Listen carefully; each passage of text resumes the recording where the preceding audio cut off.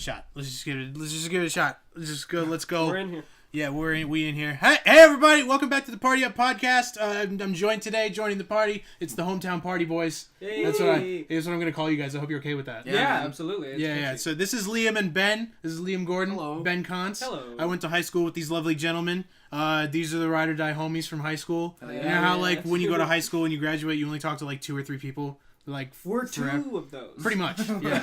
Yeah. I don't really talk to anybody else from high school because like fuck that place. So, Yeah, it's yeah. fine. Fair enough. Yeah. But, yeah, we're back in it. We in here. How are you guys doing? Well, I'm good because of this dog. Oh, yeah. My dogs are chilling. I'm on spring break right now, so this is, like, at my actual, like, hometown house. And so, like, my dogs are just having a field day right now. They love the attention. So. Well, they deserve it, so. They do. Yeah, they're pretty great. They're cute as hell. Yeah, What I kind have of dog to. are... They're Shih Tzus. Shih Tzu. Okay. Yeah, they're little Shih Tzus.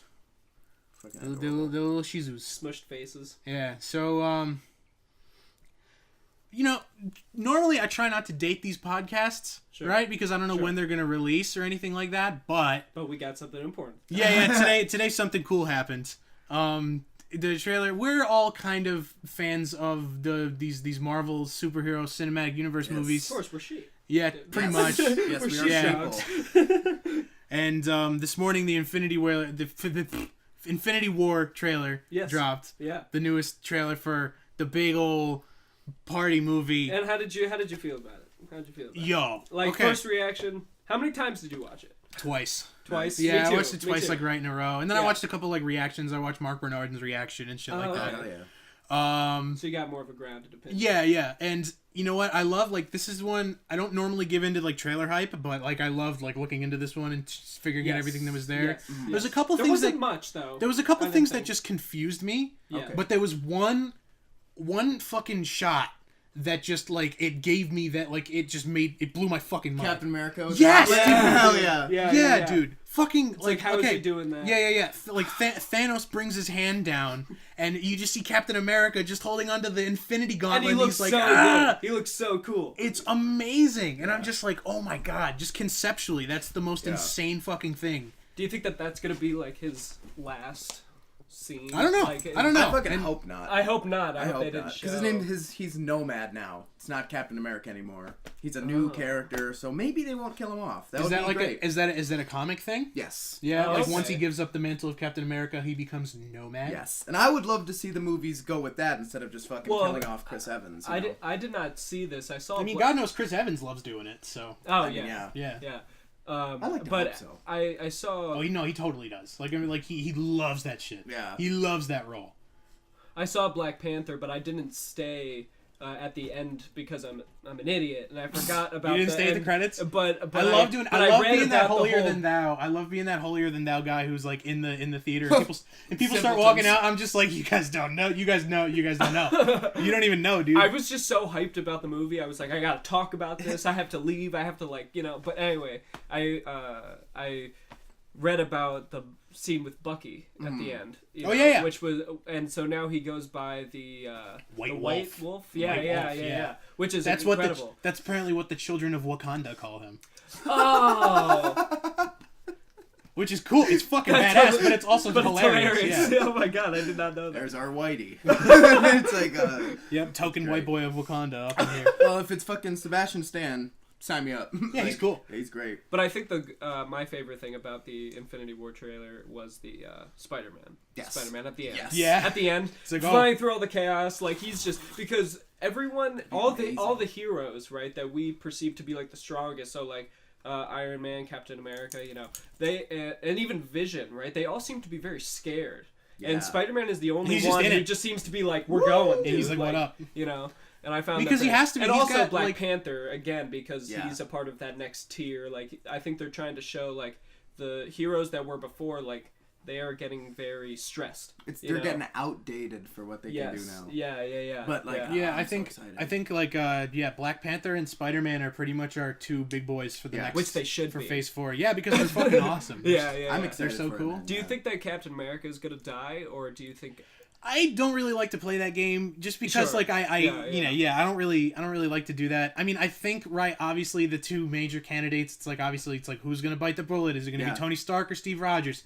I don't fucking care. Like Yeah, I like okay. you know, Word. it's like I heard this one theory that that Iron Man is going to be disabled, which I was like, that's cool. That's cool. That's That would cool make idea. room. That would make room for But him there's to be kind like. of a flaw in that because he's Tony Stark, and if he was disabled, he would He'd be fine. undisable himself. He had Yeah, a I mean- hole in his chest. He himself created a reactor to keep him alive. yeah, exactly. He'll be Yeah, fine. and like He'll die though. Exactly. He's gonna die. might, No yeah. doubt. Well, I think Vision is definitely gonna die. I'm assuming, right? Because he has the- because he's got the Mind Stone in his head. Yeah, yeah, and I like the only theory that I really buy into. yeah, Right, is I was listening to Fat Man on Batman, Kevin Smith's Right. podcast, and they were talking about that, and they were sort of along the same lines. They were like making predictions and discussing who might die, who might do this and that. The one thing that I like was really convinced by was that one arc that I sort of see over the past like sort of like a low key background arc is that of Loki. And They didn't show him in the trailer. They in didn't. This new one. No, in this new one they In didn't. the- In in the the first tree- one, in- yeah. yeah, And yeah. in the first trailer, they showed him looking scared as fuck and kind of bloody and sweaty, Yeah. giving what I assume to be giving Thanos the Tesseract, Yeah, which yeah, yeah. has like the Reality Stone or Yes, some shit in it. yes. And So it's all been the What's part of that what's the plan. stone that he? Okay, keep going on that. Actually, yeah. Is that, yeah. So, because it's kind of, and I'm assuming that to get that stone, like we saw at the end of Thor Ragnarok, I assume that's fucking Thanos' shit. Yeah. Like coming in on It the is, Asgardians, it is. and he's gonna fuck shit up. That's probably gonna be the first place he goes. Yeah, I think that's gonna be the opening. It's just Well, Thanos, we were Thanos talking- just decimating the Asgardians. We like, were talking about that on the way here. The director, I think it was, came out and said that the first quarter of the movie or first third of the movie is going to be a heist film, which I hope. Okay. I'm hoping that it's more of like a battle sequence, like the opening, because I just want to be put into it. Well, it's not You know? gonna just be a heist film without the action. Sure. We're talking about Marvel Sure. here. Yeah, Like, that's it's gonna true, be that's heist true. with explosions and Yeah. hopefully not crappy muted Space colors battles. like they've been doing forever. Yeah. No, this one Yeah. actually looks very colorful. Yes, I it like it a does. lot. Did you see the Yes. poster? Yes. It's all full Yes, of yes. purples and reds and golds. It's It looks like great. it's amazing, dude. It's like classic I Marvel think that's stuff. that Doctor Strange influence. Like Doctor Strange Probably. was so colorful. You That was know a what I great mean? movie, That was too. such a It was good cool. movie. Yeah, Such a I good enjoyed movie. it. I loved it. I mean, like, it just kind of flipped Marvel on its ass a little bit. It needed you know? it, too. Yeah. Yeah, I think though that Loki's arc concludes in Infinity War. I wouldn't be surprised. I think that interesting. because like even Thor at this point is like just like established in Thor Ragnarok where he's like we're just sort of we are who we are, you like I always save the day, you always kind of fuck me over, and it's all good. That's just the way it is. Yeah. Yeah. And I think Loki's Well, he's like the god oh, of mischief for a yeah, reason, and I think you know? I think Loki as the character that he is, like I think they're setting him up for a sort of redeeming arc where he kind of sacrifices himself. he already did Oh. in Ragnarok though, so I think he's gonna turn that on its side and be like, I'm just Loki. This is what I Oh, do. that's Because in Ragnarok interesting. he does get redeemed. By That's the end. right. Yeah, but he didn't sacrifice anything. I That's guess, the thing. yeah, I think guess it'd he be, didn't I think really. it'd be cool if he went out in a blaze of glory and it's just like fuck Yeah. you Thanos. No, and I just, agree. Like, went I out. agree with that. Do you think that Thor is going to, because since his dad died in spoiler alert, his dad, Dude, come on. I guess that's fair, right? you If you're didn't not see here, it. if you're not involved, Yeah, like, and we've also been yeah. talking about like that's not the preliminary spoiler alert. We've been spoiling that's true. like everything. Yeah. But yeah, so with his dad dying, I think that he sees the whole Infinity War as like, okay, I have to do something. But I feel like after this, Thor is going to kind of accept that he needs to be the ruler of. He needs to take a back seat, kind of. He Just do needs his to be own the thing. king because his dad's Well, dead. he already is that at the end of Ragnarok. Right, exactly. Yeah, 'cause and he in takes the Infinity throne. War, in Infinity War, he has to be involved, obviously, probably, But I think after this, that's probably going to be where He'll he's just gonna, straight chill. Yeah, Just yeah. be Just the be like, I have to Asgard. protect Asgard. For I wouldn't now, be surprised. you know? Yeah. I hope I- they don't kill him off. Me I neither. don't think Yeah. so. I don't think they're gonna kill everybody. You know what I mean? I think they're just gonna take some back seats. Yeah. Have some cameo appearances, some secondary, kind of like what they did with Hulk in Ragnarok. I'm most Yeah. I'm most concerned for how It's like you think- Stan Lee will be portrayed in this, Infinity War? Infinity War. Maybe like, he's gonna what be is- maybe he's gonna be the Watcher again. And he's just gonna fix everything. Wow. Like, look at that. Yeah, man.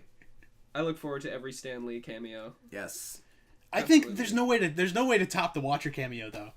I don't know what is that. In Guardians of the Galaxy 2. Oh, I didn't see it. Yeah. I didn't see it. You didn't see that movie? No. Now let me finish my story. Was it that one? Yeah. It's just like they're going through the jump and they jump through like the Watchers universe and you see two of the Watchers. You know what the Watchers are, right? Yeah. And Stan Lee's just sitting there in a spacesuit and he's like, oh, before I was so rudely interrupted. Yeah. Oh my god. That time I was a Federal Express man. And he calls back to when he was at the end of Civil War and he was implying So he that, confirmed that theory because I've seen that theory before. I mean, I think it's just like a clever little reference by James Gunn because he wrote that script, but gotcha. he kind of low key confirmed that, yeah. Yeah. That's interesting. But so, speaking of Marvel, I guess still, audience reactions to Deadpool 2 have been vastly bad. negative. Yeah. Really negative. They did not like it. I heard that there's a reference to Thanos in that movie. That apparently is really funny. That would be pretty funny. But I was afraid makes of that. me upset because I don't know how you could screw that up.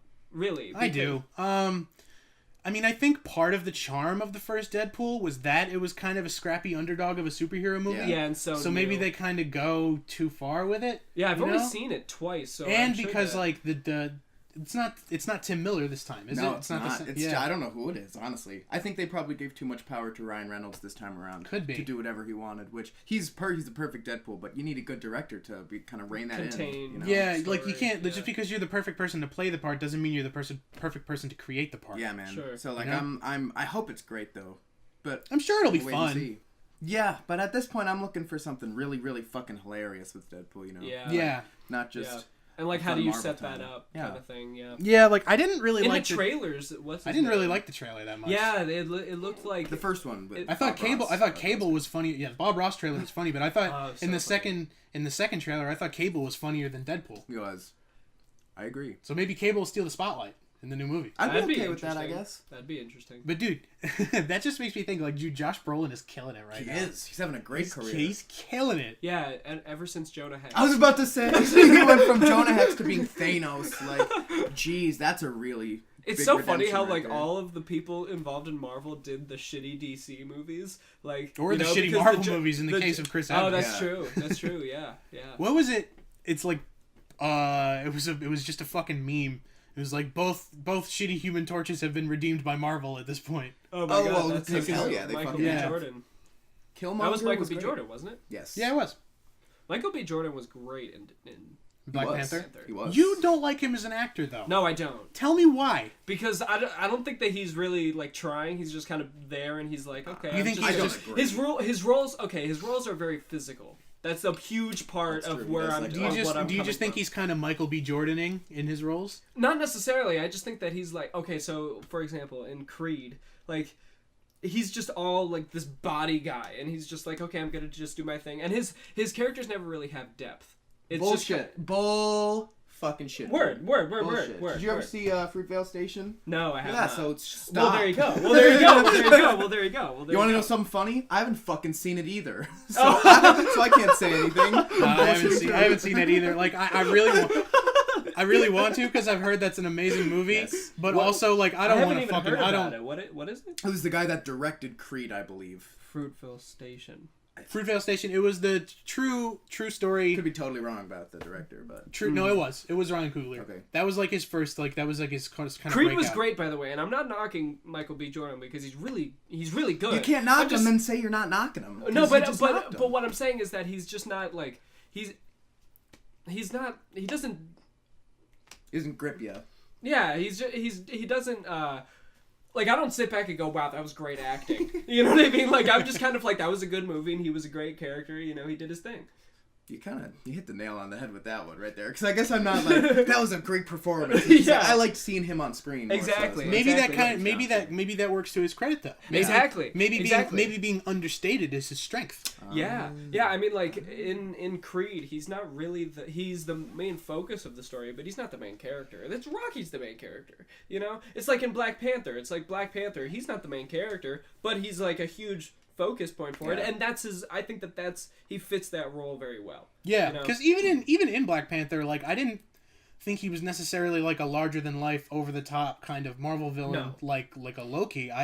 But he had really good concept behind him. He did, I thought the performance was very authentic. Yes. So like maybe that's his strength, is authenticity, because that I got that from Creed as well, and even in the what little I've seen of Fruitvale Station, I got that as well. Just because like I really want to watch Fruitvale Station. Yeah. I've heard it's a fantastic movie. Yeah. What's it about? It's like... okay. I'll get to that in a second, but it's just yeah. like it's a sad story. I don't want to put it on and just cry. I don't want to do that because that's what will end up happening. Because I know how it ends. I've never seen it. Yeah, no, yeah. Okay, Fruitvale Station is the true story of a guy named Oscar Grant, and the movie is basically like a day in the life of Oscar Grant, and that day ends with him getting shot in an altercation with the police. Mm-hmm. Oh, so, and he has like an infant daughter, and it's just really like it's very like on the nose with the times today. I mean, kind of, yeah, because it's fucking true. It's a true story. Yeah, right. Because right at the end of the movie, isn't everything kind of coming full circle for the character? Like, I don't know. No, I have no idea. That's all I know is I've seen this. I've seen the actual scene where he fucking gets shot. Yeah, it's really fucked up. Like I haven't seen the context. I haven't seen anything before or after that, but I've seen like what happens. It's really fucking sad. Yeah, it is. He's just like, you shot me, bro. Like he just doesn't know. Like he's just wait, I think I have seen it. It's in like a subway system. Oh, maybe. Yeah, and it's that guy from fucking like everything. X-Men Origins, right? Wasn't he Yeah. in that movie? I forget his name. I'm gonna look that up. Who did he play? He played one of the cops. Oh. I know exactly who you're talking about. That dude's a massive. He's a massive character actor. He's in everything. Yeah. What is? Yeah. I know his face though. Yeah. Yeah, because it's incredibly. Because I always mix him up with someone else. Oh shit! That's not. Why did it take me to Turkish Delight? I didn't want to go to that fucking. What is that? the dessert? No, I type in fruit and it takes me to the first result is not Fruitvale Station, but Turkish Delight. Oh, maybe that's the movie. sequel. That does sound like a sequel to that movie. What's that guy's name? Kevin Durand is his name. Okay. Yeah, like I don't know. The basketball player? No, that's Kevin Durant. It's too close, man. I know it is. It's way too close. Yeah, you yeah, should change his name. You should just change it. Fuck no, he's old. He was here first. Fuck Kevin Durant. I don't know shit about basketball. Me neither, dude. I don't know. Yeah. But so I guess speaking more on tragedies, The Last of Us 2 is coming out when? I don't know, this year sometime. Nice segue, by the way. Oh, thank you. But yeah, man, I'm so fucking pumped for that game. It's unbelievable. I'm actually playing it. It's on the screen right now, as you can see. I'm about like, I forget how long this game is. I only remember it in moments because like the first time I played through, it was way longer than I was expecting it to be. Mm-hmm. Like I got to the part like I'm a little before this part right now, but Joel like gets injured and then you start playing as Ellie a little bit. And I thought, I'm like, oh my god, am I coming to the end of the game? What the fuck's going on? Well, and then there was like 5 hours left after that. Isn't there 4 seasons and each season is like an equal block of time? Pretty much. I think so, yeah. Like I'm at fall right now. Yeah, because and I'm coming towards the end of fall, and then I'll get to winter. The prologue is in summer. The winter sequence is my favorite. It's cool. My favorite. Yeah, it's cool because you get to play as Ellie. It's great. And that whole that whole character dynamic between her and the cannibal. David? Yeah. Yeah. Oh my god, dude. So fun fact for you. Fascinating. Nolan North voices David. No. Oh shit. Yeah. What a guy. He can do anything. Dude, yeah, exactly. Speaks to his range. It's insane. And who's that guy who plays he played the Joker in Arkham Origins? Troy Baker. Yeah, Troy Baker. Oh yeah, is he plays Joel. Yeah. He's so great at voice. How does he play Joel and the Joker in one career? Because he's incredible. He's just an incredibly versatile voice actor. Yeah, it's amazing. He's in like I want another Arkham game. I'm sorry to just like put that out there, but I know that there's been way too many. But I mean, there's only been 3, not even counting Origins, but I don't know. Just go back. I'll just go back and play Arkham Knight. They do hold up. They hold up. They're they're extremely fun. I think The Last of Us is the same way. It's like that same kind of like you could just go back to it and play the same story over. Replay value. Yeah. I tend to agree. Yeah. Even though now the story is very, it really does grab your attention. So there's a lot of attention that Which you one? have to What are spend. you talking The about? Last of Us. Yeah. Yes. So you have to spend a lot of time, like you're really invested. So, Yeah, you know. I mean, see, people actually criticize this game, right? Because it doesn't focus enough on gameplay, focuses too much on story, and I can see that angle. Which it does, absolutely. Yeah, I mean, I wouldn't necessarily say too much, just because it fits into a niche that a lot of people really, really like. Yes. Mm-hmm. Like, a lot of gameplay people serves love- the story very well. Yes, it does, and it's all very consistent. It fits with the tone. You know, I like how it kind of takes some things from Uncharted, but it's much more reserved. Like, I was just thinking about this today, right? And I might incorporate this into a video Is it at made some by point. the same guys? Naughty Dog. Yeah, It's Naughty Dog. Yeah, right. For instance, a tutorial sequence. Uncharted teaches you how to shoot in a very simple way. It says hold L2 to shoot. Hold L2 to aim, R2 to shoot. And it teaches you this by giving you a locked door, and you have to shoot the padlock. Simple. The Last of Us teaches you to shoot. It takes you into a basement that's full of cordyceps spores, and there's a guy there with a broken mask, and you have to shoot him in the head to put him out of his misery. That's how this game teaches you how to shoot. Oh, fuck. Oh, Contrast shit. that. Never thought just- of it that way.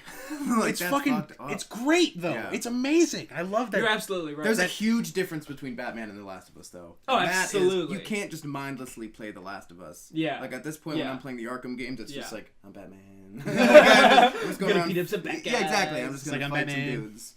Love the Yeah, story that's in what I was- Arkham Asylum, though. Great first one? story. Arkham Yes. City. Is I agree. Also, I really like that. Yes. I like. 100%. You see, It was a great sequel. I can see both angles to this, right? Sure. Because some people criticize, some people don't like Arkham City and Arkham Knight because they think they went too big, and I can see that because like Arkham Asylum is a perfect sort of confined little nugget of a story. It all takes place within I Arkham think Asylum. City It is all the works same within thing. that.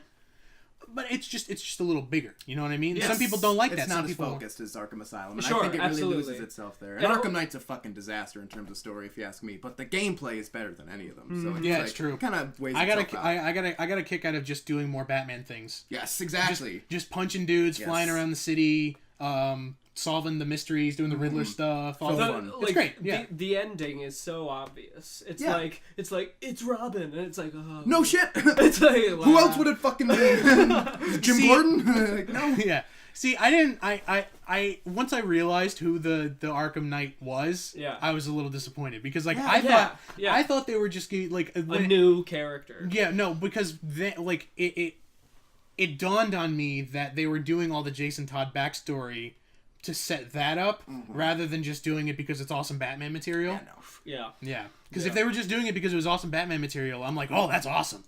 But then once I realized And who those- the Arkham Knight was, I was just like, oh man, And those that's kind of sequences were so clever. In my They were cool. opinion. The Jason Todd sequences. I mean, Yeah, You mean because they like towards the end of the game? like When well, they- like the whole thing when they're in the Batcave and like there's the whole like and everything.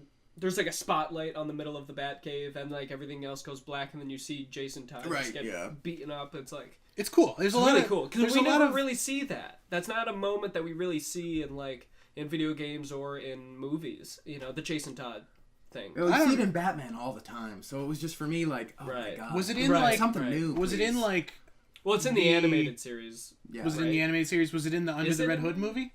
That's what it's all. That's what that movie's about. Yeah. So, Yeah. so. I was. Was yeah. it in the animated series? No, I don't think so. Yeah, I don't actually. think I don't know if they ever did Because Jason Jason, Todd in that Jason movie. Todd's not even in it. It's Uh-uh. Tim Drake, Yeah.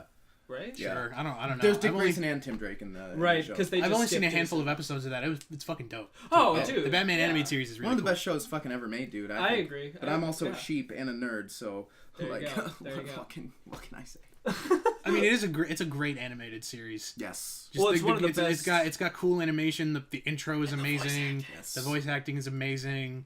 You can't The go mu- wrong with the- Mark Hamill's Jason. I was Man. really impressed with the score to that cartoon. It's like it's as much effort as a fucking Hans Zimmer movie, but it's a total Yes. cartoon. And it's better than Hans Zimmer. If you ask me. If you ask me. Yeah. I can see that. Yeah. I think I agree with you. Just because Hans Zimmer, he's made like maybe 5 really amazing things, and the rest is just boom, boom, boom, boom, boom, boom. And it's like, oh my yeah, exactly. Yeah, like he kind of cemented the reputation of like his like with Inception. I remember the exact moment of the The time. Yeah, the Inception yeah. horn. Blah, Now that's that's all it a is, joke. Like, Yeah, yeah. yeah. It's a hilarious joke, but it's a Yes. joke. The soundtrack from that movie though is incredible. Like Time from that soundtrack, it's like I don't know if you've ever heard it. Oh my I've never seen Inception. god. I know, Really? I know. Oh my god, it's great. I love it. I used to watch Inception all the time when it was on HBO. And it was in one of my videos, but the funniest thing is I watched that like halfway through the first time. Oh, and I'm just like, yeah. what? I'm just like, what the fuck's going on? Yeah, you only But I was watched still- the last half. Yeah, but I was right? still enthralled by it. Oh I my God, I loved it. Speaking of mindfucks, Smash on Switch. How the fuck? Yo, like, you I did did not segues, man. Thank you. You're killing these fucking segues. Dab on him, dude. I did not expect that in a million years. Really? To come out. No way. I was like, they're just gonna say. Well, because fuck they it. already gave us like Yeah. Odyssey and Breath of the Wild, More? so it's like you're okay, man. I don't like, deserve this. Like, Yeah, and like, dude, the Switch is killing it because it's Yes. like not in addition to the big titles that It's they've got just so such a far. good console. Like, you know, they got Odyssey, they got Breath of the Wild, they got Splatoon 2, they're coming out with Metroid Prime 4, and now anal. they're doing Super Smash Bros. For Switch. My question for you guys, do you think, and I mean, this isn't really founded on anything. Oh, also, sidebar, they're doing Crash Insane Trilogy on the Switch, That's gonna be awesome. which is too. crazy. Like, I did not even hear about that. Yeah. yeah, it was in Was the that in same. the Direct? Yeah, it was. Nintendo It was just a Direct? quick trailer, yeah, like a Oh, minute, okay. like a minute. I didn't but see. I didn't watch the Nintendo. it's Direct, going which is multi-platform, so it's coming to Xbox One, Steam, and the Switch. Nice. sad. Wow. But still, yeah, just like Crash Bandicoot on a Nintendo console is just insane to me. Yeah, well, Like not in a bad way either. It's just like it's cool. Like I'm Yeah. down. here's my only thing about the Switch. Like the Switch is an amazing console, but it is like kind of cheaply made. Like I feel like the controller. I disagree. I think that's just to make it more durable. If that somehow makes any sense. Like if a kid's okay. like "Bap, bap, bap, bap," and they drop Yeah, it, it won't yeah. just be like. See, like because I don't know. See, I wouldn't call it cheaply made. Yeah. Because I think I don't know if it's cheaply made It doesn't necessarily. feel as like secure. Maybe that's what it is. I don't know. I understand where you're coming from. With I think that, it's the though. triggers. Yeah. The triggers are so loose. And I'm stuff very like that, impressed by the peripherals for the Nintendo Switch for the pure reason that I had the chance to look at it side by side with the Wii U gamepad. Yes. And I'm like, yes. oh my god, this thing is a fucking toy. Like, It this is. Yeah. It's nuts. Yeah. It's just a big bulky piece It of is plastic. kind of like the It perfect doesn't balance. feel nearly as sleek. No, it doesn't. It's like the perfect balance between a Wii controller and like if the PS4 and the Wii controller fucked, like it would be like the Switch. Yeah, You know what I it mean, feels in a very way? modern. It doesn't Yeah. feel like it's stuck in the past anymore. No, it's definitely trying to do new things. Yeah. Which is cool. I'm Yeah. so down with that. Like, Because the Wii U felt like it could have been made in like 2004 or like right after Yeah. the DS or something. You know. yeah, It's like, I mean, it was yeah. just the Wii again. It was kind of a That's filler. the thing. Yeah. You know. it was filler. I guess they were just trying something new. Well, a lot You of know. companies do. I don't know if they They were did kinda, it this way. They were kind of but- halfway there. True, because Right. without that, we Right. wouldn't have the Switch right now. Yeah. So it was worth it. So it's like for they were it onto all. something. Yeah, Yeah. they totally were. And I could see that like back in the day where it's like, oh, the 2-screen setup. Yeah. Kind of this home console handheld hybrid. I can see this. Sounds They awesome. did it so, like They did it well. so man. remarkably better with the Switch. Yes. The thing I love about Switch is the fucking indie games. Haven't really played any. I've only played a couple, but there's so many that Like I want to what? get. Like, you remember that game I did a video on a while back, Fast Racing Neo? Yeah. There's another one of those on the Switch. It's called Oh. Fast RMX or some shit like that. But So it's a racing like, game. yeah, it's like that kind of shit. I want to get that game. It's just a shame that it's like there's so many games I want to get on the Switch, but they're all $15, and I can't afford that right Yeah. now. Like, I want to get Rocket League on the Switch just because. Rocket League on the Switch is so remarkably different than the Rocket League on the PS4. It's weird. Yeah. Like, Is it just like? because I don't know what it is. The graphics are definitely different.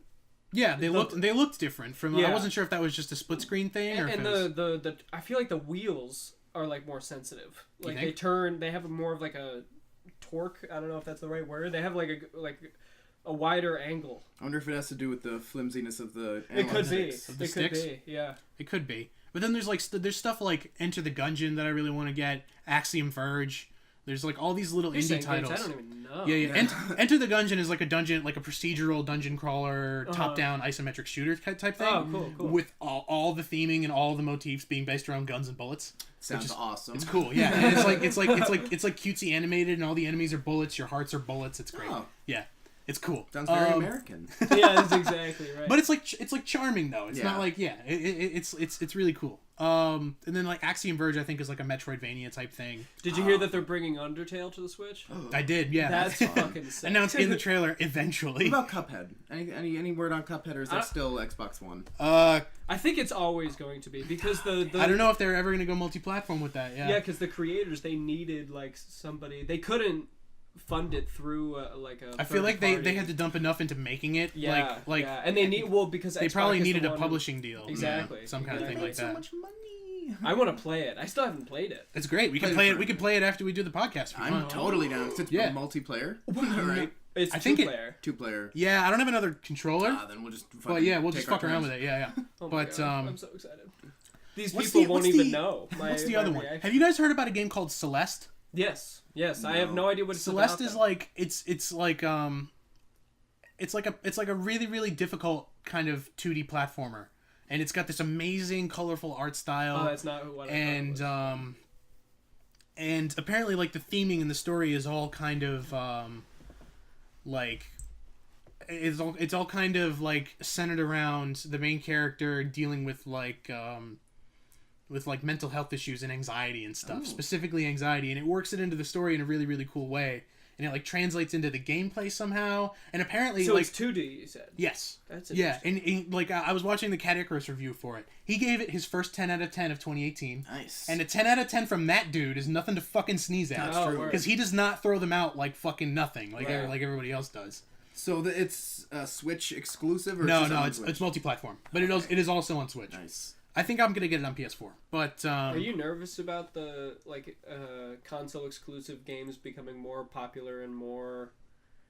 No, I'm completely down with that. Word. Yeah, I don't care about console exclusivity at all. Yeah, man. Nintendo's been at that since day fucking one. You know. Like, For they've sure. always rolled with that. Do you think that the Switch kind of made every console right now obsolete? No, I don't think so. Because you I think can't- Switch has its own. It does. Yeah, but you it's can't sort of- watch Netflix or YouTube on Sure. Switch or anything. So Oh, you like, can't? no, you can't. It's only for that's games. bogus. Yeah, if they had done that, then Wait. maybe. I think the apps are on there. You just have to search for them. Are they? Because that was Maybe. months ago when I looked.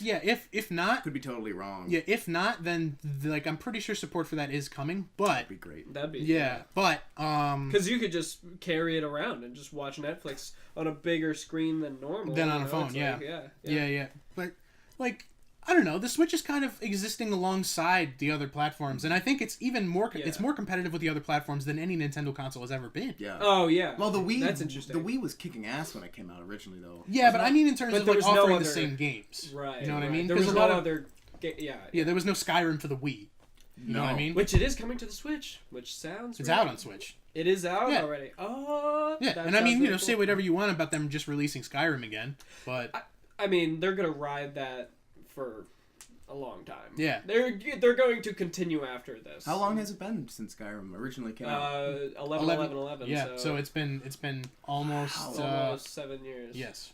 That's It's pretty Mm. astounding. Yeah. Good And you know what? for them. That we're Since still playing it. yeah, and since Fallout 4 came out in the interim, we're almost due for another major yeah, major Bethesda game. yeah. And you know, if they just take turns, unless they're doing something completely new, we're due for another Elder Scrolls game. yeah. Because online apparently was like. I mean, it's Elder different. Scrolls Online. Yeah. It's the way that they advertised it was not the way it was. Yeah. And I think that was the biggest Cause problem. there's this with beautiful it. CGI cutscene and it was like Yeah. amazing, and then There's, everyone well, played their it and it was like, cinematic what is trailers happening? are like almost unmatched. Yeah. You know. Like I've heard it like functionally as it it's just a puppy noise. Don't worry about it. But like I've heard functionally like it works perfectly well as an Elder Scrolls MMO. But like it just doesn't like because of that, because it has to work around like the economy and like the culture of an MMO. It just doesn't really work as an Elder Scrolls game. Okay, because it gets rid of that gameplay design that Yeah, was so integral in the series. Because you know it's like the polar opposite end of a game like that. Whereas Skyrim and all those are just these like super deep like single player experiences, like these immersive There's not single really player. a goal. It's like very single. It's very very Well, personal. kind of. I you're mean, there's saying. obviously a goal, but it's like it goes more. It's more about like depth rather than width. Yeah. You know what I mean? Oh, so like- so you're saying that like with Because an MMO, it's like it takes place not in one fully developed area, but a fucking all huge the areas. Yeah, Yeah. it's all of whatever the fuck it is. Like there's like Daggerfall's in there, Skyrim's in there, all of the Love locations. the Daggerfall DLC, by the way. I don't know if you've ever played it. What Elder Scrolls Online? No, in the it's a Skyrim DLC, the Daggerfall. Daggerfall is an old Elder Scrolls game. Yeah, but did you play isn't it a DLC? I'm thinking about the vampire thing. Was Oh, that what Daggerfall? was that called? I don't think it was called Daggerfall. That was, 'Cause Oh, Daggerfall is another game. Yeah. Oh, What okay. was So that it makes called? I sense. know what you're talking about though. Yeah. So you're just like a big. Oh, it's so Yeah, sick, dude. yeah. I love it. I What's love it it. called? I know. I fucking like never played Skyrim. Because I love. Nah, me neither. I was so much more into sci-fi shit than fantasy shit at that point. So I think that Fallout was my shit. Yeah. I just never gave a shit about Skyrim. Fallout's better. And I've never even played Skyrim, so I should just shut my fucking mouth anyway. Like, Yeah, it's like, oh my god, dude. I like Skyrim way more than Fallout, but I still don't really like. It's like they're great games, but like not your shit. not Anyway. not my shit. I bet the same, dude. Because there's no there's no goal in a sense. Like it's just kind of like you're just kind of walking around and like I kind of feel. And I'm so down for that. That's that's the thing. Yeah. I love games like I'm just with like, a let me specific find the beginning of a story. Yeah. And I'm like, let me just investigate this a little bit. Like, Yeah. let me figure out what happened in this building before the war. Let me learn about like this guy. It's so fascinating when you read the great, notes. I find that super fascinating. I love reading. I'm like one of those nerds when I play Skyrim. I love reading the books. You know what I'm talking about? Like totally. And you just find this lore, this deep like it's there's so a lot of I love it when a game can do that really really effectively. Like it can make the sort of side like stories like it can just give you a note that actually like adds to something. It doesn't just give you exposition. Like this game The Last of Us just has like a whole like the whole section and you just keep picking up these notes from the same guy and it like tells this whole story about like how this guy like he was a fisherman and his boat like washed up on shore and he went into this with the daughter. Is there a daughter involved? I don't think so. Oh, okay, there's kids involved, right? Yes, like he finds this lady, and this lady has a bunch of kids, and he's like, "Yeah, come and take shelter with me in this like sewer plant area."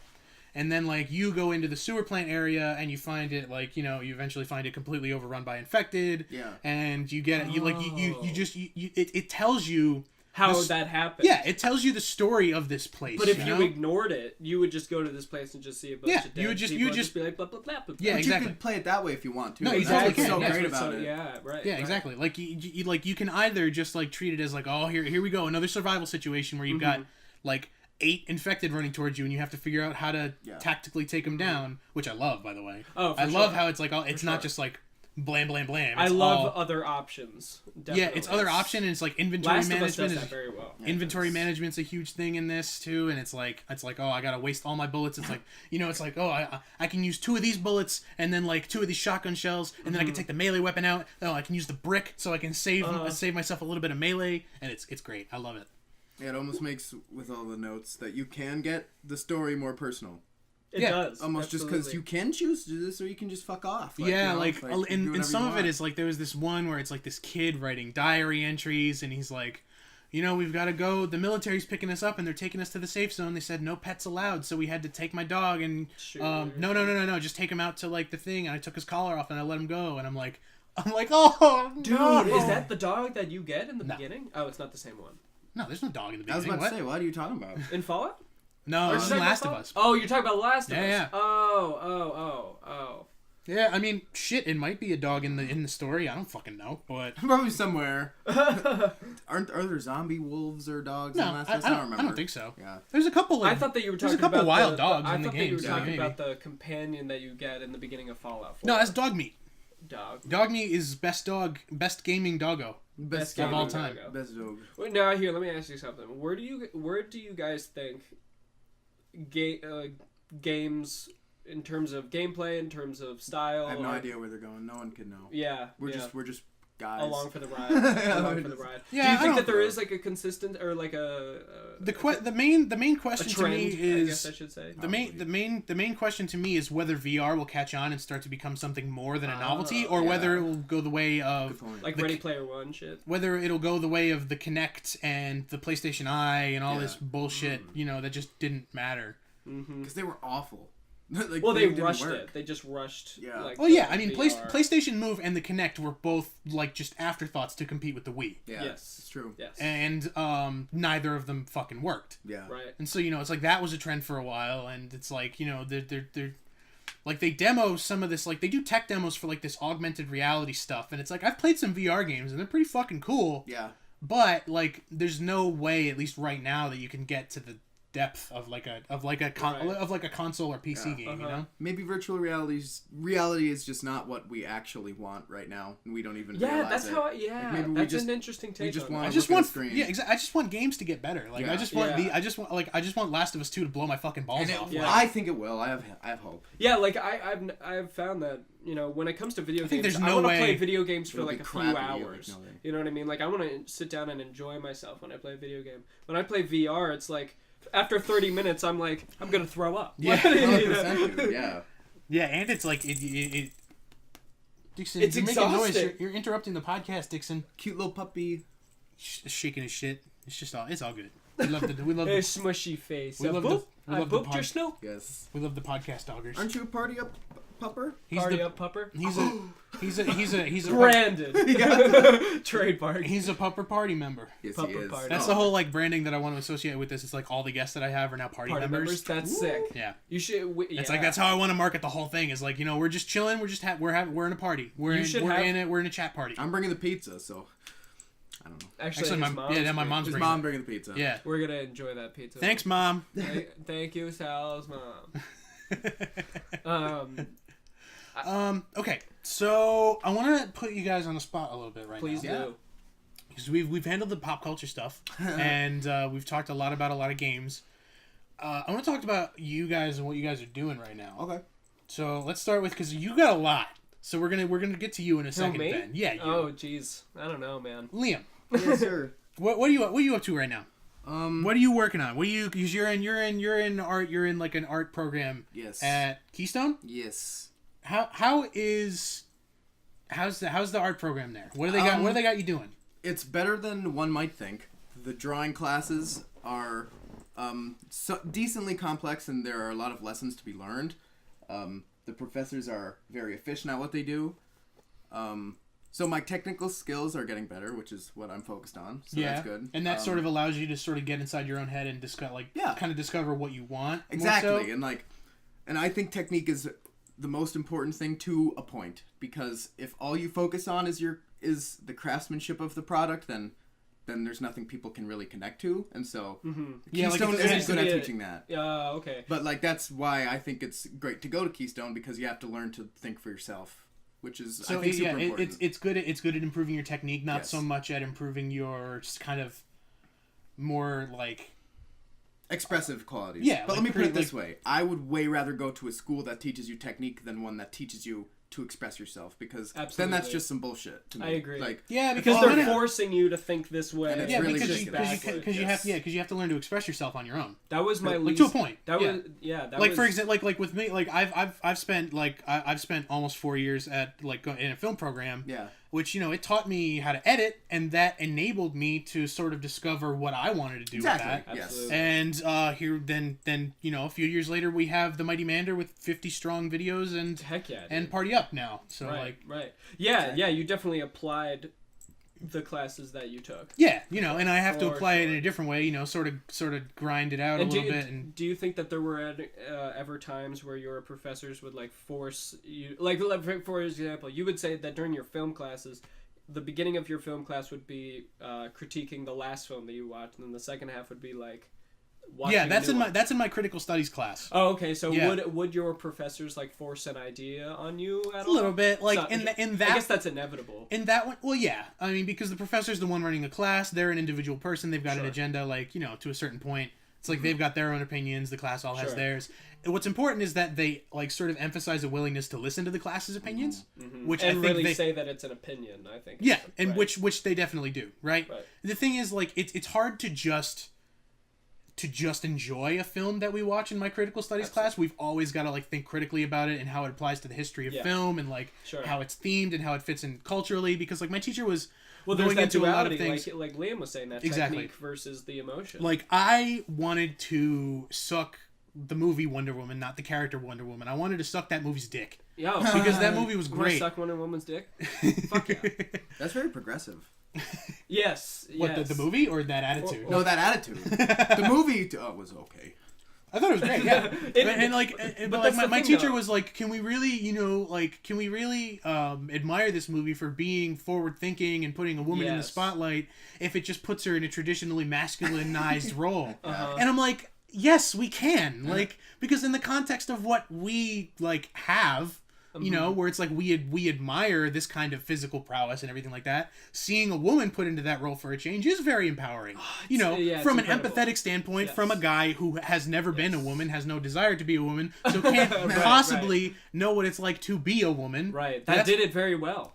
That I think I agree with you. And so I'm like, can't we just enjoy the movie? Yeah, that's also a big part of it. That's weird that you'd have to watch Wonder Woman in a critical thinking film class. Like, well, that's because that's weird to me. the topic of the topic of the class was last year's films.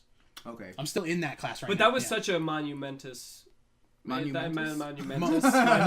Okay. That's the new Marvel villain. Monumentous. You're splicing two words there. Yeah, it's monumental and momentous. And momentous. Yeah. That's what it was. Yeah. But I think that was a very important film of that. I agree, and we've watched a lot of. But yeah, that's kind of like, you know, my production classes is like, that's kind of where I ran into a little bit more resistance, because it's like, with your professors, or yeah, a little bit, because like me and my buddy Dimitri, you guys know Truth, right? The guy who yeah. Shout out to Truth, the Equalizer. Boy. Love your music, bud. Yeah, me and him kind of ran into a little bit of resistance, just because we are more focused on kind of like accessibility, a little bit lower production value, not necessarily, but like we're kind of avoiding talk about media and specifically film, right? Sure. Like he made like short films, you know, that like he doesn't want to send to a festival. He wants to just put on Instagram and just Vimeo. for people to enjoy. Yeah, exactly. Sure. And you know, like maybe eventually he could start to, you know, like get that into like something lucrative. But it's like my film program focuses a lot more on the kind of festival circuit. Yeah. Yes. Right, and like you know, like which kind of should, though, in a way. Like, I mean, it just hasn't really, well, to a point, right? I think that should be there, because I think there are also a lot. But I think the other shit should also be there. I think there should be an online media content creation class. Do you, Liam, at Keystone, do they focus on like production at all, or like in terms of, like how you would, sell your art? Like, do they talk about that? Yeah, but not yet. Not in my classes right, yet. sure. Because it's like, that's not why. Junior, why senior. focus and worry about that now? Sure. Like, no point. It'd be a waste of time. Right. You know? Right. Yeah, and do you think fair. that there's like a pretty open dialogue with your professors? Like, There can be. You just have to be the one to initiate it, I think. Yeah. Like, they're not going to come up to you like, so what is your art like? I think so, yeah. Yeah, if you want advice, like that's been my experience as well. It's like if you want your advice, if you want your teacher's very specific, focused perspective on you, you just gotta go. You have to ask for it. And it's amazing. It's great because it really helps you realize, oh, shit doesn't revolve around me. Because like, if you want the professor to come up to you, then maybe you're just kind of an asshole. Like if you want advice, go up to them and ask, because they don't really care. They don't exist for your sake. Yeah. Do you think that as a student you're pretty like even when it comes to like, you know, you're by yourself doing your thing and then you go up to them and ask questions? I think so. Yeah. Word. I'd say that's the way she goes. And you really like your drawing teacher, right? Yeah, it's like a sassy bitch. It's great. It's amazing. Yeah. That's amazing. That's cool.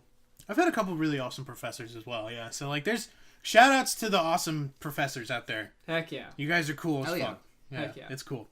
So Ben. Oh boy.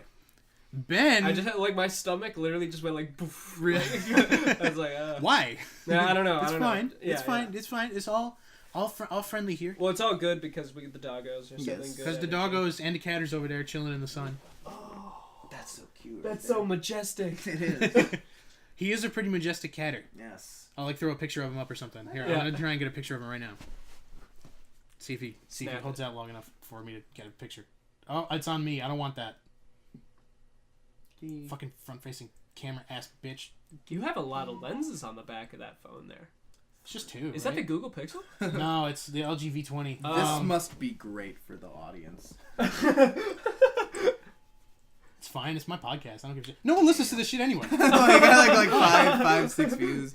Yay! I hope we're, you know, entertaining them. You know what I think it is? Why there's two Probably lenses on this shit? No. One's a normal lens and one's a fisheye lens. No shit. Because, yeah, you get the fisheye shit. See that? Oh, that's cool. Yeah. What? Yeah. Isn't it crazy that as human beings we see life in between those two camera angles? How we can't, like lenses still cannot make the human eye, but we are between 22 millimeter and 50 millimeter. I did some research on that. Ben just dabbed. Twice. Dab on him. He did it twice. Yeah, go for it. I don't care. So, yeah, Ben, what Okay. are your Yeah, because Ben is kind of this sort of indie filmmaker person out of the three of us, Thanks. right? Like, I can never exactly nail down what you're working on because you're always writing, right? Yes. You're always writing, Yes, which I is am. good. If you want to like make a living Yeah. writing screenplays, writing every day from everybody. Like I'm in a screenplay class right now, and the teacher's like, "Yeah, no, if you want to do it, you got to write every day." I do. Yeah. I do write every You day. write like a page every day. Like, I what are you write, trying? Do you have like a goal for yourself, or do you just kind of write what comes No, to you? because see, so my day usually consists of like, in terms of writing, I focus on an emotion that Yeah. I've been. You were telling me about this the contemplating. other day. This is kind of Yes. like how you you're starting to refine your craft. And this is how I you think start. the best way for me, and I think for a lot of other people to do it, because what always bothered me is that you watch like videos on YouTube on advice to young filmmakers, and it's always like, just make a movie. And it's like, wow, it's almost like it's that fucking easy, you know? Like, or it's like, and then you hear people talk about writing a movie, and it's like, just write. And it's like, there is some truth to that, right? There where it's is. like like where it's like in order to progress, in order to make something Absolutely. happen, you have to do rather than Absolutely. think about. Absolutely, but Yeah, exactly. But for me, it's like just write a movie. It's not that fucking simple, guys. Yeah, exactly. It's and not. And as I was doing research, you automatically. there's a little Yeah, puppy. my pupper snorts a little bit. He's got a weird like he doesn't know how to breathe right. I wouldn't have it any other way. But yeah, so when you start to study film and the film structure, I and wonder if stuff, that's picking up by the mic. Oh, I hope it is. But once you start to look at film and film structure and how to write a film, you immediately get into the whole like 3-act structure thing, right? Yeah. So the whole like the first part is you're getting involved in the world, and then it's the inciting incident, midpoint, climax, conclusion, bang. There's your film, and it's like when you write under that, it's almost like all that you're doing is trying to write a film that you. My like, dog's just sneezing. like, What do you want? Like when you write a film, a lot of people think that you need to write what you think to be a film, and write just fill scenes into these plot points. So do you kind of not want to like I definitely. So is there still merit to the traditional 3-act structure? Do you think? Yes, or? absolutely. But the narrative. Because I think it fits really well into like a 90-minute, 2-hour movie. Yes, like absolutely. I think that's why it's. Well, you have to think about it. Lasts as Something long as that it I've been lasts. thinking about a lot is that the narrative itself is a theory. Like it's not necessarily like a fact. And that's the same with really all forms of art, right? So like, but with film narrative especially, it's still so new. And what we're doing in the majority, I should say, is we are writing films that are very similar to books and very similar to literature and stuff like that. My goal as a filmmaker is to try and introduce a narrative that is exclusive to film, and trying to find that. So for me, I think that the best way to make a film is to base everything off of emotion. So back to what I was saying earlier. The way that I write now is I think of an emotion, and I think of where does that emotion take place? What type of characters are there in that emotion? Like who's experiencing it? Exactly. And like so for example, if I was going to write something, who's feeling the effects of it? What outward? yeah. What outward effects are coming from that emotion? Exactly. Exactly. So each scene would be an emotion or a growth of emotions. He keeps Cash, making it. you gotta shut up, dude. You gotta stop. Does he have to head out? No, it's fine. Okay. Because it's not gonna stop. That's literally how he breathes. So it's through his nose. He's snorting. He needs Like, one of those iron lungs, like the dog. He strolls through. he just literally needs to not be a Shih Tzu because that's how they are. They have horrible. Love you. They have horrible breathing right? because like their faces just aren't right. Yeah. But Anyway. Yeah. but they're adorable though. Okay, continue. Yes. So let's say if I was going to write a scene based off of like depression, okay, so I would put the character, the person would be alone because that's how like depression usually goes. It's like Kinda, yeah. it's like it's very alone. So I would put them in like I wrote this scene. That's why I'm saying this. Put them in a bathtub, and the water is not being filled through the bathtub spout. Yeah, they got the shower on. Yeah, but they're sitting in this bathtub, and the shower head's just hitting them. That to me is very represents depression very well. Yeah, it's a pretty accurate visual representation. Yeah, in a nutshell, right? And based off of that, it's like what lines should I put in this scene? Okay, well, if it's depression, I don't want lines. I don't want there to be there. I just want there. But okay, so I need an action. So I put them. They dunk their head underwater, and then but the base is so strong because the water is splashing into the water. So it's like, and it's almost like this train sound. Yeah. So they they get up and they turn the shower head off, and then they just like dip their head in the water, and it's very like, and it's this bassy calm, you know what I mean, trying to relax them, because that's I think eventually, that's the action of depression. It's like you're just trying to figure out like what is this feeling. I think because every feeling is kind of different. That's exactly how drawing is too. It's all about the gesture and the movement and the structure of the human body. Like, instead of me having to stress that out over a scene, I just have to do it in one picture. And exactly. So it's like, I just think it's interesting that you can do that, I guess. Well, that's the thing, right? That's the thing. That's the thing. Film is very interesting, and that's why drawing is so interesting, because you have to convey an entire emotion, beginning to end, in one frame. See, little guy. That's too much. I love you, but my goodness. Maybe if he's down there, it'll be fine, because right in front of the So and then once I have that scene, I have to justify the scene. I have to justify, why is this character feeling this way? So that's immediately, I give myself 2 scenes, and when I give myself 2 scenes like that, no matter if I don't have any like story depth or anything, there you could build a theme out of that. You can build more characters off of that. You could build a whole film out of that, because it needs to happen organically. It needs to really like.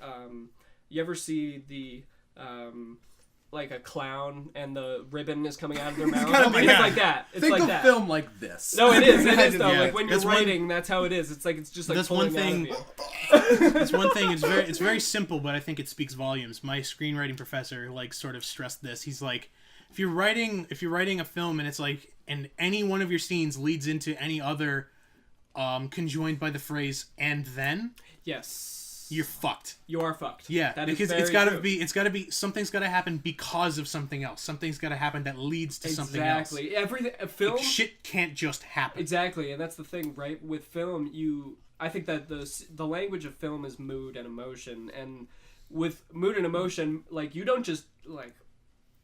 How do I explain it? In a film, you can't just like be depressed. It doesn't work like that. You know what I mean? Like, you have to put them in that situation. It has to grow, right? It has to have a reason for being. Exactly. Yeah. You need to so it's like, for film example, is about just throw it into fear. Like, a character can't just be scared. It can't just be scary. There's got to be a reason for it. Bingo, because the audience. It's like who's scared? Okay, what are they scared of? Why is that thing scary? Yes, you can't just be like, oh, boo! Scary clown. And that's like, I'm not scared of a scary clown. Exactly. Unless it's scary for a reason. Right, and that was my biggest struggle with Horror on a Jailhouse Floor. Which is the big boy movie that he's making. That's my big boy. That's the big. And that's the big I want to enunciate horror, not whore. Yeah, I've explained this whole film to someone once, and they were like, "Why is it called Horror on the Jailhouse Floor?" That was me. Oh, that was you. Yeah. Oh, that was you. Yeah. Because I'm just like, wait, where does the whore come in? Dude, yeah, I can't say horror.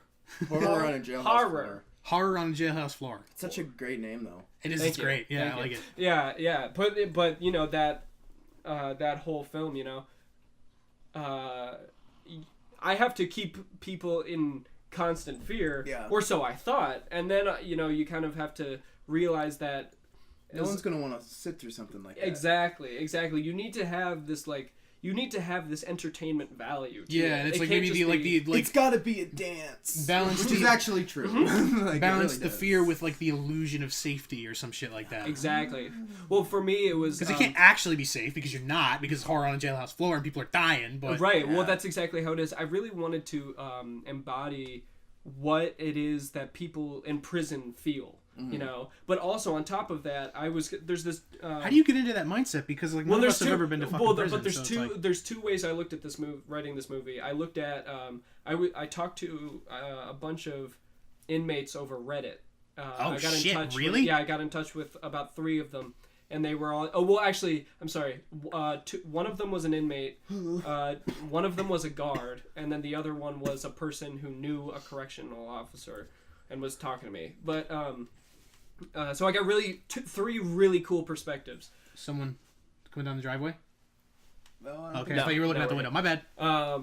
But yeah, so I talked to these people and they were telling me these stories. Now they just told me random stories. There was this one where it was this guy who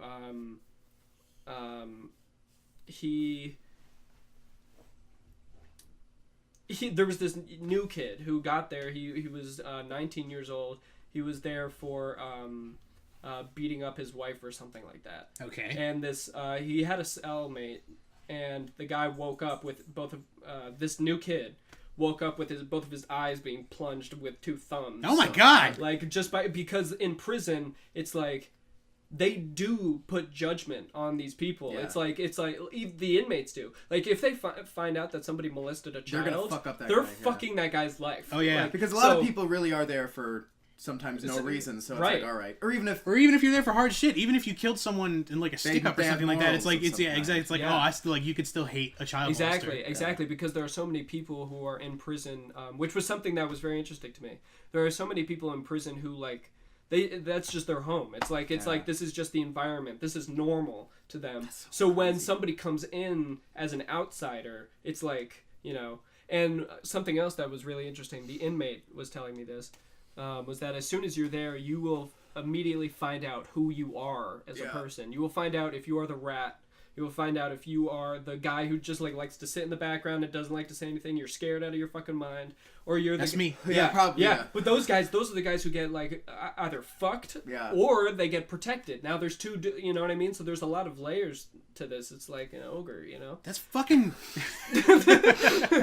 But then it's you know like there's that duality. So how do I make people relate to this? Well, a lot of people, and me included, have felt trapped in situations. You know, everyone has felt the.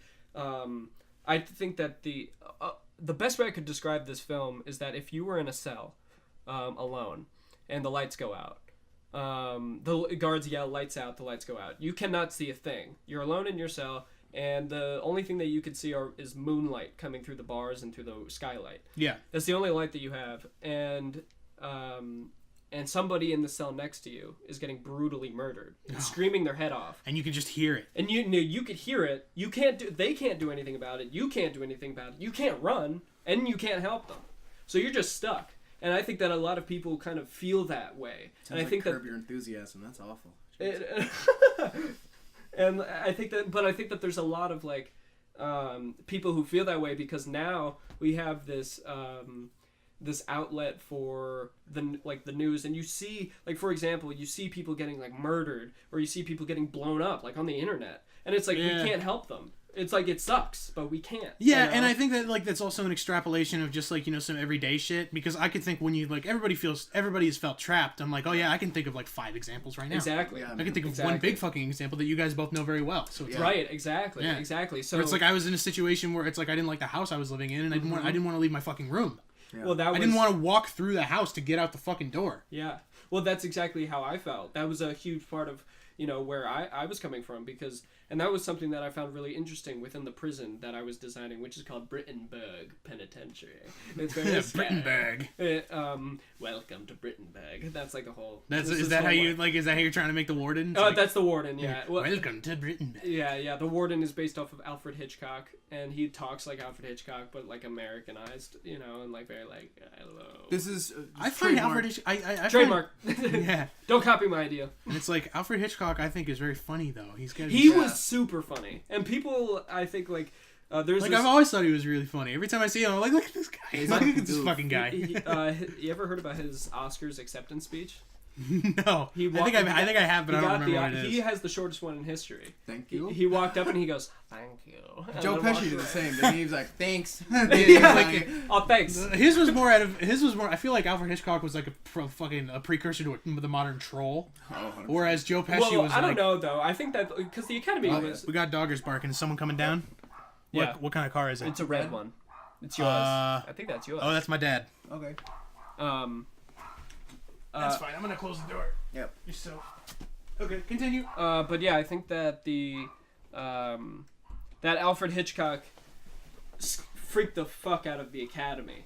Because because the Academy was still very new, They and hated he him, knew. didn't they? They didn't like his films. I think that he Well, knew why? that he was so much better than them, You and like because he was truly an icon in Hollywood because he did not fuck with Hollywood. Like Hollywood was doing all their thing. They were being like annoying. They were being like terrible, and trying to take control over an art form. Blah blah blah, doing their thing. And Alfred Hitchcock was like, "All right, fuck you guys." Like, you know what I mean? But then they also recognized that we have to work with this guy, or we're gonna lose a lot of money because those ideas are golden. So. Exactly. They actually tried to really mess with Psycho a lot because they didn't like the whole like. They were like, there's an incest like undertone to this film, and he's like, exactly. That's the point. That's the point. And stuff. So, well, he just did like two sides of the same hoity-toity voice for both of them. It's like we did want to mess with it because there's incestual undertone. That's the point. You just sounded like Snape when you did that. Mr. Potter.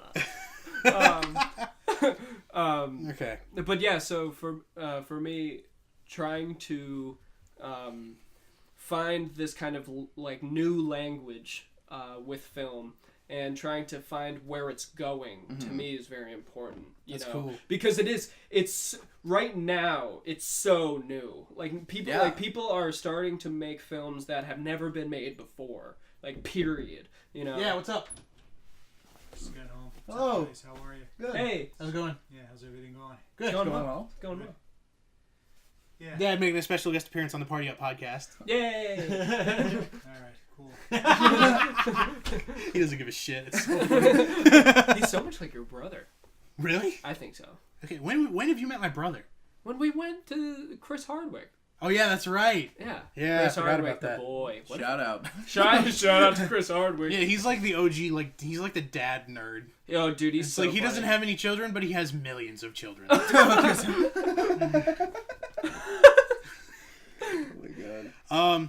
Okay, so I want to take that, right? You guys are sort of giving me a taster of what you guys are doing, and I want to extrapolate that. Yes. Like, for example, I know you're still like early on in your college career, right? Like, when did you start going to school? It's been like a year now, right? This fall. So you're close to the end of your first academic year. Yes. Okay.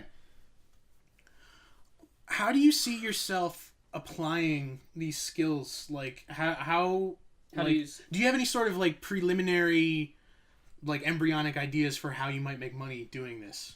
Be good enough, sell Like, sell what though? my pieces. That's it. Okay. Well, there you go. That's the I'm end. just That's it. like, yeah, like, It's not that simple, but it's no, that, but it's that I'm simple. like, because I'm still not sure exactly how, like, It's hard to battle, like, how do you sell things, like, when it's, like, over the internet? well, like, It's I don't know, like, who do you sell them to? Where do they go? Where do they appear? Do you show them? Do So that's you, the thing, right? Because the immediate response an artist wants to give is, you build it, they will come. It's like, all right, that's not necessarily true. You do have to learn how to network. That's almost as important as being. Well, yeah, an I actual mean, artist. like throughout my time at school, a lot, like, they've definitely stressed, like, you know, you've got to create a personal brand and market yourself. Yeah. you know? Absolutely. Which I think you kind of are doing with your Instagram and think stuff so, like a little that, bit. you know? Because I think Yeah, that's true. very... That's a portfolio right there. You It can is. be like, yeah, it's like you want to see my Absolutely. pieces, go to my Instagram. Yeah. basically. And you know, you get enough people, you know, just seeing your process. You know what I mean? Seeing your growth. And, you know, there are people commenting on your stuff all the time. Like, dude, this is sick, you know, blah, blah, blah. Sometimes, yeah. And I the think shit- that shit is sick. eventually Like, when you yeah, it's start cool. to get to a point when, like, you know, you're selling prints, people are going to jump on that shit. People are going to be like, fuck yeah. I want that on a T-shirt, like, you know, or something like that. Would be Yeah, because great. I'm just thinking of the only example I have to sort of compare it to, right? The only I don't know them personally, but I know of a few professional artists, Yeah. right?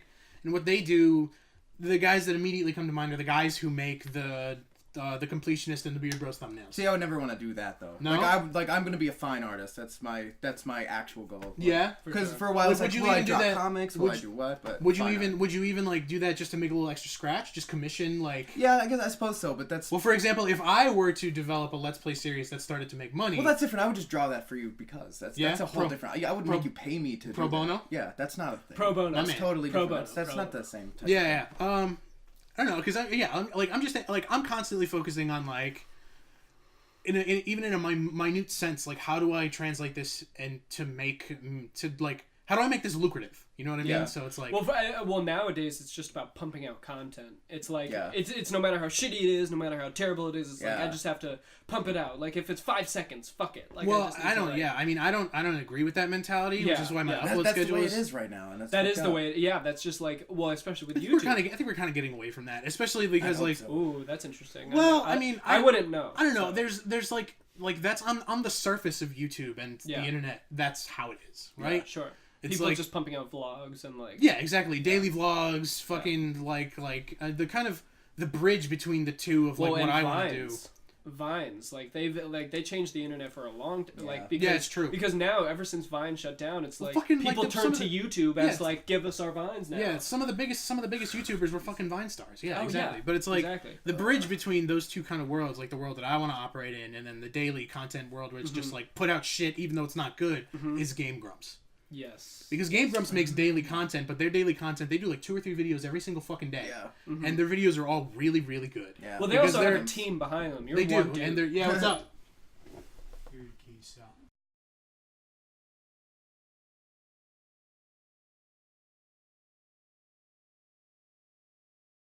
Dad. Mighty Mander, Mighty Dad Mander, Man Dad, Mighty Man Man Dad. Dad? Sure, I don't know, making another guest appearance on the Party Up podcast. Man Ray. Where were we? We're talking about Game Grumps. But yeah, like their daily content, everything's like it's like everything's kind of up to a certain standard, and it's like they've got a model for themselves. My model doesn't necessarily fit in with that. Yeah. Maybe it will one day. I don't know, because like a goal would eventually be to make like relatively lucrative daily content. Yeah. How would you think you'd go about doing that? I would do something similar to what Game Grumps do. Like I would do one video a day. Just talking. Same room, couch co-op, let's play. I love that. I love it. Oh fuck yeah. And I want to get better at it. Yeah, because I think like people want to watch that, and that's a big Yeah, thing. totally. I do. Yeah. Like I Hell want yeah. like what do I want to produce? I want to produce what I want to watch, and that's the Yeah. shit that I want to watch. So man. what is like the minimal length of something that you would make? The minimal length. Yeah, would you make something that's like 5 seconds, like let's say a Vine clip? And I mean, I'd put it on in like Twitter or some shit. Yeah. It's You just wouldn't put stupid. it on YouTube? No, it's stupid. Okay, so what's the minimal length that you would probably do? Like 5 minutes. Okay. Yeah, See, that's because, still like- pretty long though, like in comparison to like you know, Yeah, sure. quick YouTube. Because I think like on average a YouTube video would probably be like, well, I don't want to say average because Yeah, because there there are are so some, many fucking. like I saw videos. one. It's an archived live stream that was like 137 hours. Like. Oh my god. Well, because this channel I watch, Funhouse, they run like they have this thing called Funhouse TV, which is always streaming, and it's just all their archive videos, and they just play them one after another, random order. And it's fucking fantastic. If you want to watch, okay, there if you you want go. to watch Funhouse, but you don't know what you want to watch, Right. there's like 3 years worth of content right there for you. It's great. So you But- want to pump out content like that? Well, kind of, yeah. Eventually, but it's like good it's luck. just a matter of like it's hard. Yeah. It's like it's like impossible to get there. Yeah. You just Like I want to start my like sort of short-term goal is one Mighty Mander video per month, one Party Up video per week. Oh yeah. That's a One great. one installment of one Let's Play on Party Up. You want that to per be week. like that's how it's going to be forever, or like No, that's no. how That's the how it's first- going to be to start. Sure, sure. Just I need consistency, and Yeah. consistency doesn't come from working on this kind of thing while also being in school. Yeah. It just doesn't. Have work. you ever thought of doing the Party Up podcast solo for a couple of like, because I might do something. Do you know Yeah. Bill Burr? He's a stand-up yeah. comedian. Yeah. He has a podcast where it's just him, and like whether or not you like Bill Burr, I guess doesn't really matter because I like Bill Burr. the setup I fuck of with his Bill Burr. podcast is interesting. 'Cause He it's just rants him. about stuff, Yeah, doesn't it's he? just him. Yeah, I like Bill Burr too. And, I might give that a try. I'm not sure if I could sustain. Yeah, you're not the ranting type. Well, I mean that I just don't think I don't have the improvisational skills to do that yet. I think That's something I want to. Fair Well, enough. yeah, I want to get that. I want to get better at that. Yeah. That's a craft that you have Yes. to. Like we were saying though, the only way you can get better Is just doing do Do it. Yeah. Yeah. So I might give it a out. try. Yeah. And even if it's a failure, you don't post it. You know? I think the only way that you will ever recognize that it sucks is if Like, you maybe put do it commentary- out and like, people maybe- tell you that it sucks. Like maybe you I know do a what I mean? commentary track or something like that. Like, Yeah. I don't know what I would talk about, for example. Like I have no idea what I would do in a solo podcast. Would you ever like review like movies? in a solo podcast? I mean, maybe. No, I'm not saying movies. I'm talking like videos, maybe. Like I would probably. Well, do I know that yeah. you did the Hot Wheels movie, but like, Yeah. I'm talking about actual new movies. movies. Like it's like this is my review of Avengers: Infinity War. Yeah, I would do it. yeah. Why Yeah, not? totally. Why not? That's the Exactly. biggest Yeah. thing, Like if I had, And like, I that's- think eventually what Party Up podcast might lead to Mm-hmm. is me and like the person who I would be moving in with, who would become a co-host of sorts. Right. Mm. So that in that situation, I would move away from interviewing and move into more topical stuff, Yeah. Yes. talking about movies, talking about games, talking about pop culture, that kind of thing. Mm-hmm. Because eventually, yeah, I want to run a network of YouTube channels. I want to run a network of podcasts. Which would be sick. Just all this shit. Well, I you wanna have a just- great brand, I think, already. I think I got a good start. Yeah. Yeah. I think I got Yeah. a good start. Okay. Now let's take that question and then hop that over to you. Okay. Yeah. so- How, like, because you're like one of the most devoted creators that I've ever met. Wow, man. Like, Oh, because you boy. just fucking, you're just, dude, like you fucking ooze passion for movies. It's Dude, crazy. they're the best. It comes out of your fucking eyeballs. It's nuts. They're the best, dude. They really are. But like, how? How do I plan to go about making it a career? Well, yeah. Like, what's your short-term plan and what's your Yeah. long-term goal? Okay, I guess. so right now, That's my grandma. Mm-hmm. My grandma's pulling in. She's probably got a pizza. Mighty I was gonna say, we Grammy. should probably Mighty Gramder. wrap this up for Grandma Mander. Yeah, in like we can give it like another 15 minutes, just because Alright, like yeah. I want to Yeah. hear Ben's Yeah. piece on this. Yeah. So. And then we can wrap it up Yeah. because it's been this is one of my longer podcasts. Hell yeah. Well, it's 3 people. It's You've true. only had 2. Yeah. Yeah. So anyway, but yeah. So my plan right now is to right now I'm in the stage where I just need to study and I need to study Oh, yeah, the shit. same, bro. I watch. Like, You're a learning boy right now. well, I'm also I'm kind of producing at the same time. You know. Well, yeah, because, totally. I'm just kind of Hey, what trying the fuck to. do you think I've been doing for the past like 3 years? It's like ever Yeah. since Mighty Mander's come out, like all I've been doing is learning while also Hell Yeah, producing. like the only way that I could ever. still so much more to learn. Yeah. Yeah. Like- Oh, absolutely, absolutely. I mean, like, there's so many movies. I watch 6 movies a week on average, and I'm not even close. You're fucking insane. Like, I'm not even close to reaching where I need to be, you know. But it's all in the process, you know. It's me trying to find my voice in a sense, find my natural ability, and my plan is to make a film and start making like a little lower films, you know what I mean, like low budget, you know. My first film, short. You want to make shorts? Yeah, Yeah. well, my first film, I wanted to make it on like virtually no budget. Like that's Yeah. what, because I want to really limit myself there, and I think that's Guerrilla a really style. yeah. I think it's a really good limitation, and you know, you hear people like Werner Herzog talk about how Yeah. that's really important and how like you should go about doing that because, you know, it's kind of like he even brings up. People think that you need to to make a film, you need to get a license, you need to get all of this money together, blah blah blah, and it's like, no, you don't have to, and you shouldn't need to, and if you do need to, then you probably shouldn't make movies. No, You know, if you interesting. need millions of Michael dollars Bay. in budget, exactly. Like if you like Has if, that dude ever made a low budget movie? I don't even know. I'd love to see. Like, what was it. his first movie? Probably a Budweiser commercial. He does love Budweiser sponsorships. Bud Light, hell yeah. Yeah. But yeah, so my I can't remember anything before like Armageddon. Like Armageddon was not a small movie Oh, I at all. totally So forgot He made about like that. car commercials for many years. okay. Yeah. That makes sense. Basically, yeah. That People makes- walking out of Lamborghini. cars, taking off their sunglasses, you know. Is this like- That makes Basically perfect Bad sense. Yeah, Boys. yeah, fucking yeah. There's 2-minute car commercials in every single one of his movies. So yeah, that makes perfect sense. Okay, continue. but yeah, so you know, when I say that I watch I hope you're insured. when I say that I watch like all these movies, I watch a lot of shitty movies too because you have to. You know, you need to watch movies that people love and that you might hate. You know what I mean? And there is a lot of those for me. You know, but I also watch, of course, like the masters and you know the people who I admire. And I think that there's like right now my focus is watching things that I loved growing up. And just naturally, what drew me to film? Like, what made me love film naturally? And then what is objectively viewed as great film? And then finding the middle ground. What's an example of something that drew you to film? What's one of your favorites from growing up? I'm trying to... Okay, so Treasure Planet. It's a huge one. Yeah? Yeah, Okay, which is viewed to be a flop.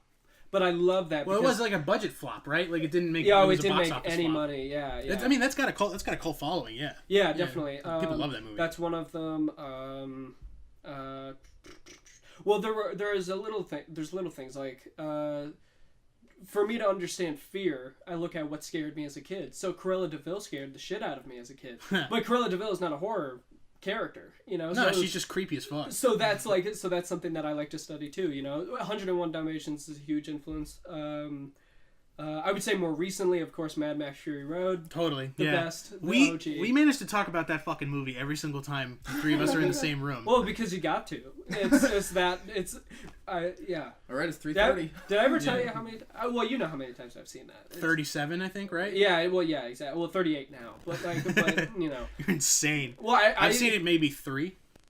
That's a good amount. That's probably the proper amount. Like I watched that movie way too much, but so when as I'm studying this, put that into my own films, you know, and then make films and publish them on Sundance. Like that's my goal, is to go to Sundance, because they have this great system where Sundance is a thing, so that if a film is selected, it is viewed on a massive audience scale, and it is distributed, and you get basically like a step into Hollywood if you didn't have one before. Yeah. So I'm going to keep making films until I get into Sundance and then ride that wave, basically. So my first film is not going to be Horror on a Jailhouse Floor. No, that's gonna be like your magnum opus, right? It does, yeah, because it needs to be. It's going to be the first big budgeted film, because it's like I would have to build the prison. You know what I mean? I can't just like go into a prison and be like, can I reserve this place for a few hours? Like, it doesn't work like that. Just let these prisoners walk. Yeah, it's gonna be a set. Yeah. Yeah, so I have to build the entire set, you know, and you've got to get like the funding to do that, right? Yeah. Exactly. It doesn't have to come out of pocket unless no one wants to buy it, which I can't imagine. Like, there's a market for that somewhere. Absolutely. Yeah. Absolutely. There's money for that somewhere. Yes, definitely. And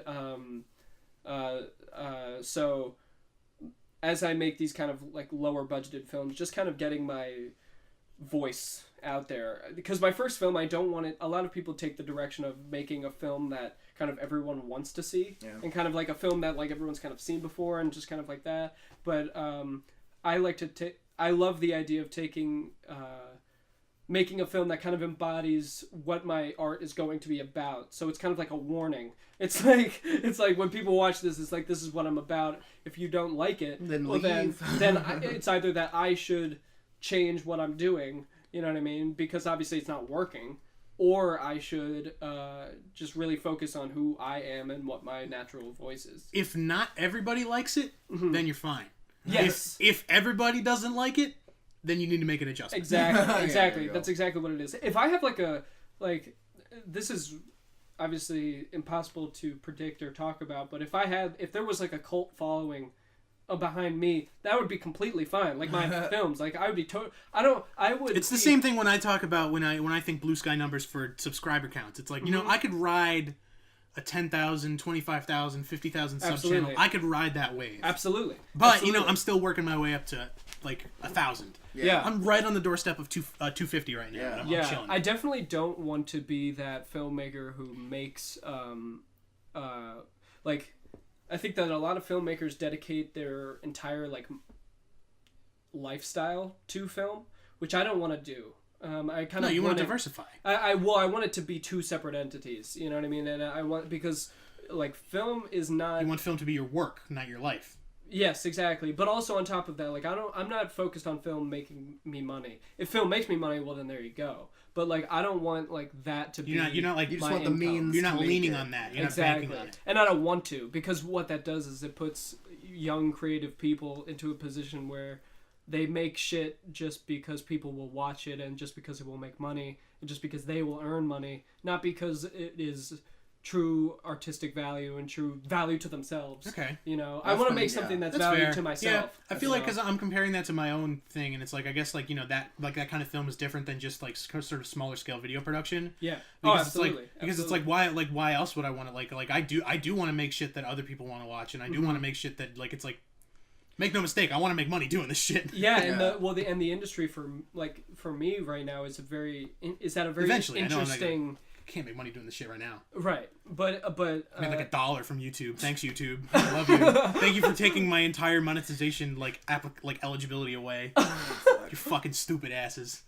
But you know, the film industry is at a very interesting peak right now because you don't need theaters anymore. You don't need theater distributions anymore. You don't need a studio anymore. You can just walk up to Netflix, and Netflix is just like so obsessed with themselves right now, and they have just so much fucking money. We're like, people walk up to them and it's like, can I make this? And they're like, sure. Yeah, And then here they you go. stamp Netflix original on it, and it's like, it's shitty as fuck. But they That's true. There have been some really bad Netflix originals. but they make so much. There's a lot of really good ones too, though.